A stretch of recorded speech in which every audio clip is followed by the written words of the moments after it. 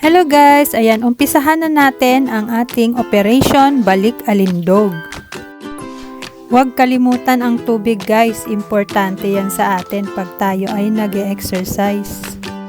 Dapat meron din tayong pamunas ng pawis. At ito na nga guys, ang aking excess baggage. Kailangan matanggal po yung excess baggage na yan. Ito nga pala guys ang thermal waist and arm trimmer set. It is made of neoprene to help you shed excess water to tone your body.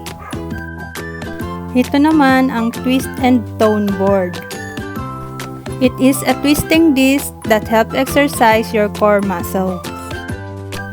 It's easy and convenient to use.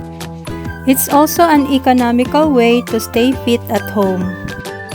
Perfect na perfect sa mga busy moms kagaya ko.